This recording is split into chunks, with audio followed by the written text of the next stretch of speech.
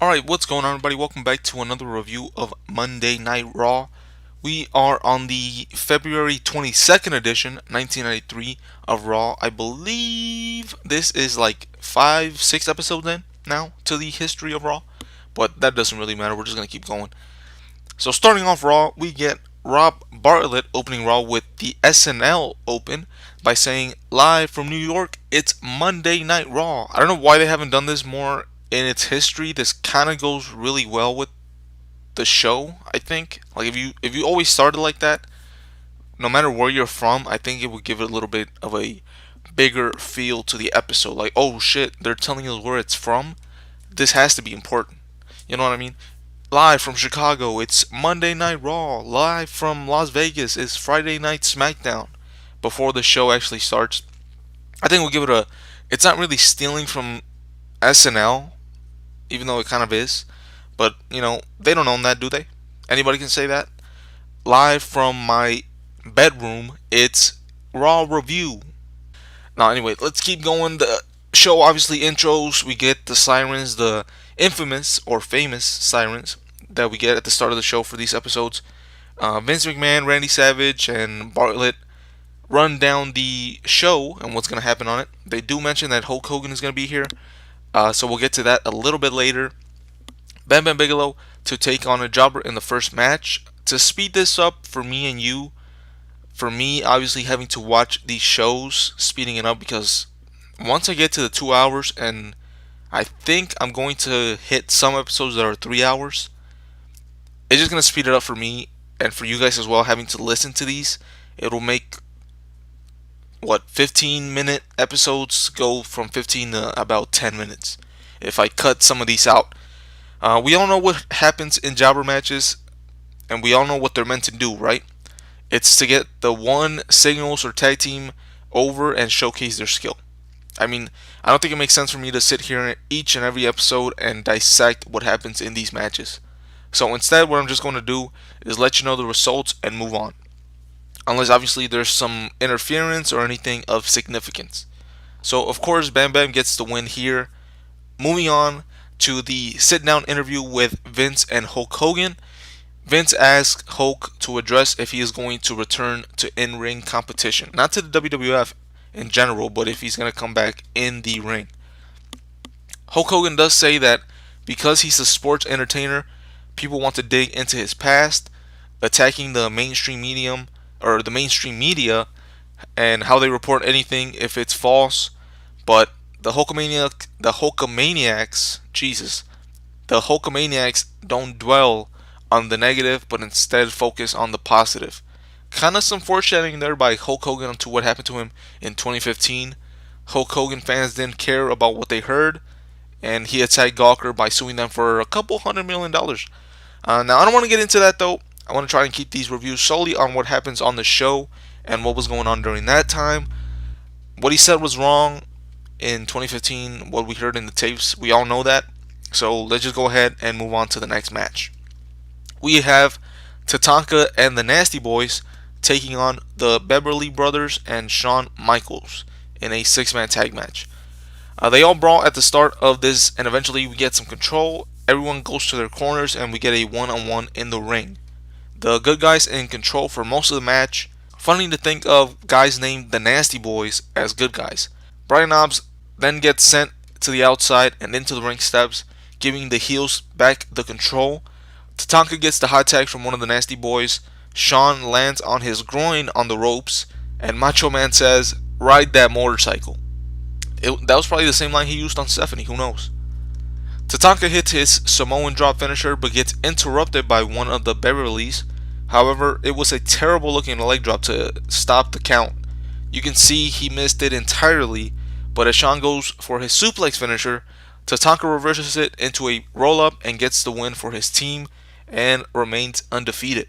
Sean Mooney interviewing fans outside, and he makes it official that Hogan is back with this. Here, take a listen. The World Wrestling Federation. I think he's going to clean house in the WWF and become champion again. Oh, I think that makes it official. Hulk Hogan is back in the World Wrestling Federation. So, that fan saying what he said made it official. I think next time if you're a CM Punk fan, You should go to a wrestling show, get interviewed, and say that CM Punk is back to win the championship, and that way it has to be official, right? Anyways, Crush is back, and he's here to take on Terry Taylor. Last time we saw Crush, he was getting fooled by Doink the Clown, and he got attacked, and he was out for a couple of weeks for they said he had a concussion. Macho and Vince both were on Crush's D about his athleticism all match. They do announce on commentary that Doink is going to be taking on Crush at WrestleMania 9. Crush eventually gets the win here by submission with a head claw type of move. It does have a name. They don't say it on commentary. I know it has a name, but I don't know what it's called. I can't remember it. So, yeah. Crush gets the win. Let's move on. Back from commercial, Vince is in the ring to introduce Hulk Hogan. And what's funny here is, if you remember when he introduced Brutus about 2 weeks ago, he called him one of the greats. But he doesn't call Hulk Hogan this, yet he announces him with way more energy than he did when he introduced Brutus Beefcake. Hogan is looking slimmer than ever at this time, probably because of the steroid scandal that was going on in the early 90s in the WWF. Hulk Hogan thanks God and Jimmy Hart for protecting Brutus Beefcake. He announces his official return to in-ring competition and calls out Beefcake to join him. Brutus comes out with a bandage on his nose and his eyes all bruised up, playing up the attack from the briefcase. I believe it was last week. Then he also wants to thank two people. He starts by thanking God. Alright, that makes sense. And then he says he then thanks Jimmy Hart and Hulk. I think that's three people there, Brutus. But what I think might have happened is that he was going to thank Jimmy and God, but Hogan beat him to it. So he went ahead and added Hogan there to make his promo sound a little bit different. Hogan then says that Jimmy Hart is going to be their new manager. And I believe this is the first time in WWF that Hogan ever had a manager, at least, at this time. I don't know if he had one when he came back in 2002, and I don't know if he had one before 1985, but I think this is the first time that he has a real manager with him in his career. Jimmy Hart says he's going to take his vitamins and tells Money Incorporated to start saying their prayers. And there we have the Mega Maniacs forming to take on DiBiase and IRS eventually, whenever that will happen. I don't know if I know this is setting up a WrestleMania 9 match between those two teams, but I'm not sure if they face each other before WrestleMania or if they have singles matches between these four guys on Raw. So eventually we're going to get that match, but here we have the Mega Maniacs forming for the first time ever. And how do you follow that? With none other than The Undertaker taking on Skinner. This is technically a jobber match, even though Skinner does have a gimmick. And I was just going to give you guys the winner, which was obviously probably going to be The Undertaker. However, the show goes off the air with no conclusion. Both guys were fighting on the outside as the show just ends. We might never know what happened there. Like on the next Raw, we're probably not going to get a conclusion to it. We're not going to visit this back. So that's basically the end. Let's go ahead and get to our awards. By the way, if you guys watch along, leave your suggestions for other awards down below. I might go ahead and add them to mine one of these episodes. Best moment, I guess Hulk Hogan returning to the WWF. I don't know how long he's been gone before this. I want to say it's been since last year's WrestleMania, but I could be wrong. The worst moment, the show ending mid-match. Now, I didn't care to see that match, but still, how do you end a show like that? The worst match, I gave it to Undertaker and Skinner because it just went off the air. And they actually had come back from commercial a minute before it ended. So that was odd. What probably happened was Hulk Hogan was posing way too long in the previous segment, and they just didn't have enough time for the match, and they just had to end it. For the best match, and the only reason I'm going to be giving this best match is because it was the only match out of the four that was not an enhancement match. I'm going to give it to the 6-man tag with Shawn and Tatanka. There were some miscommunications in that match, but it's better than whatever Crush and Terry Taylor were doing. The wackest performer, the Beverly Brothers. I have no idea what their gimmick is supposed to be, And also in the ring, these guys were just all over the place. I wonder what Shawn was thinking having to work with these guys.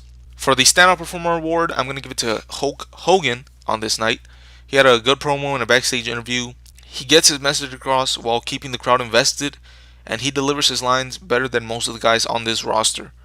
And because nobody was in the ring much on this episode, I couldn't give it to anyone with a match, really. So for this show, I would say the only things to watch would be whatever Hogan was a part of. They moved that story further with the Mega Maniacs forming to take on Money Inc. and Jimmy Hart also becoming their manager. I think that was worth watching, but if you hate Hogan, this would be another skippable show. The matches were just too short, or guys that can put on a good show weren't showcased long enough, like Bam Bam, Shawn, or Taker, just to name a couple.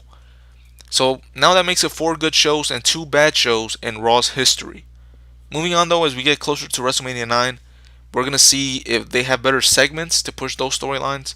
And so far since the Royal Rumble, which I think was a month before this episode, we still haven't seen Bret Hart and Yokozuna in the same room to hype their main event match for the WWF title.